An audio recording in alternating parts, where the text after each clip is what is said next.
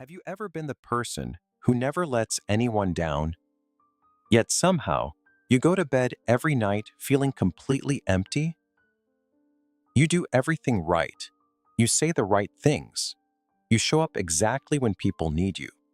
And still, something feels off, not broken, just hollow. Let that sink in for a moment. From the outside, your life looks flawless. You have a stable career, a good reputation. People trust you implicitly. You are the reliable one, the mature one, the one who never causes problems. But here's the question no one ever asks you. Are you actually living your life? Or are you performing a role so well that even you have started to believe the act? Because at some point, the line between who you are and who you pretend to be disappears. And that's where the real tragedy begins. This is what psychologists call the good child syndrome. But don't be fooled by the name. It's not really about being good. It's about survival. Read that again. It is a survival mechanism. You didn't become this way because it felt right or natural. You became this way because, at some point in your childhood, it felt necessary. Maybe you realized something subtle, that being easy, being quiet, being no trouble at all, made life smoother. It meant less conflict in the house, less tension for your parents, less risk of rejection. For a child, being loved is a matter of life and death.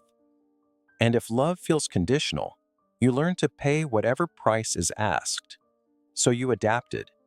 You learned to read the room before you even entered it. You noticed the slightest shifts in your father's tone or the tightness in your mother's smile. You anticipated what others needed before they even realized it themselves. You became hyper-aware, emotionally intelligent, but not for your own benefit. You did it for them. You sacrificed your own authenticity to become a mirror for their expectations. And the hardest part? It worked. It worked so well that you never stopped. Years passed. You grew up. You entered the world of careers and relationships. But the old pattern stayed. Now, you smile when you're expected to. You agree even when every bone in your body wants to say no. You avoid conflict like it's a life-threatening danger. And maybe, deep down, it still feels that way. Dangerous. Because your subconscious mind learned a long time ago, if I disappoint people, I will be alone. So you don't. You become agreeable, polite, flexible, a social chameleon.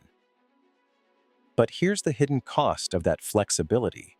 Every time you say yes when you mean no, you move a little further away from your own soul.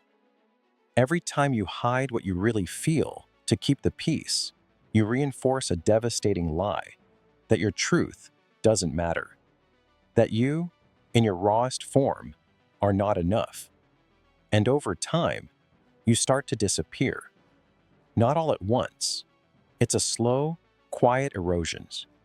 Until one day, you look in the mirror and someone unfamiliar looks back. Not a monster, not a stranger, just someone distant. Like you're looking at a character in a movie you've watched too many times. You know them, but you don't really understand them. This is the part that hurts the most. People like you. They appreciate your kindness. They rely on your strength, but they don't actually know you because you have never allowed them to see anything but the polished surface. How could you? You've spent your entire life perfecting the version of yourself that makes others comfortable. That version is safe. It is predictable. It is highly acceptable. But it isn't real. And real connection, the kind that actually feeds the soul, requires the one thing you've been avoiding your entire life: vulnerability. For most people, vulnerability feels uncomfortable For the good child, it feels threatening. It feels like stepping off a cliff in total darkness.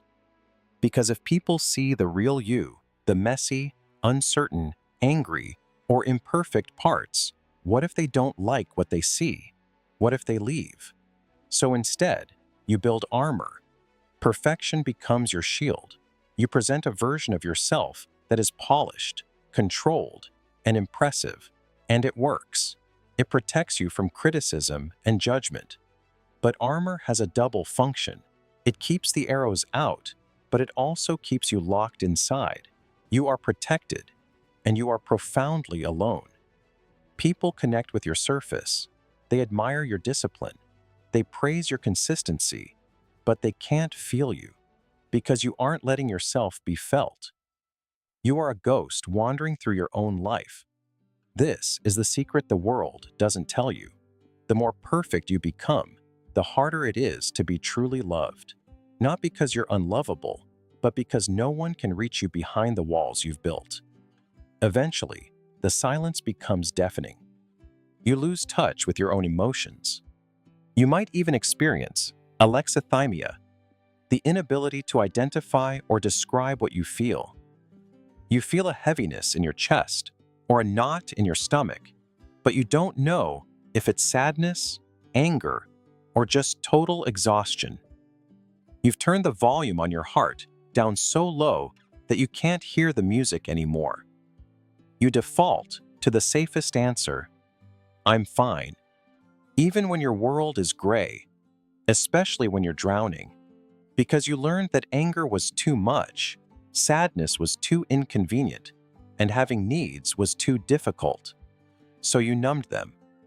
But when you numb the pain, you also numb the joy.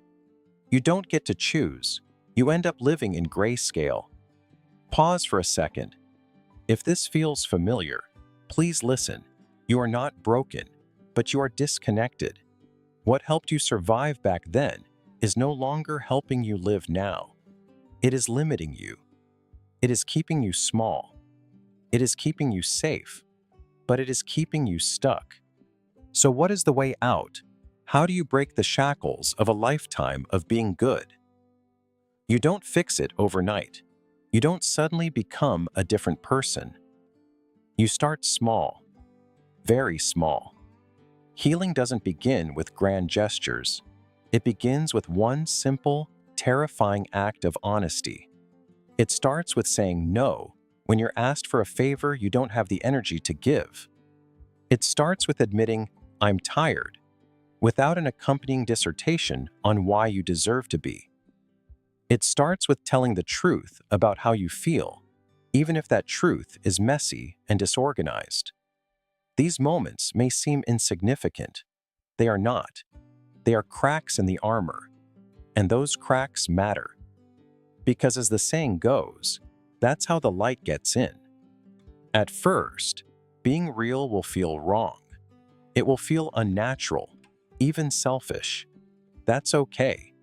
That's just your old survival programming, trying to keep you in the safe cage.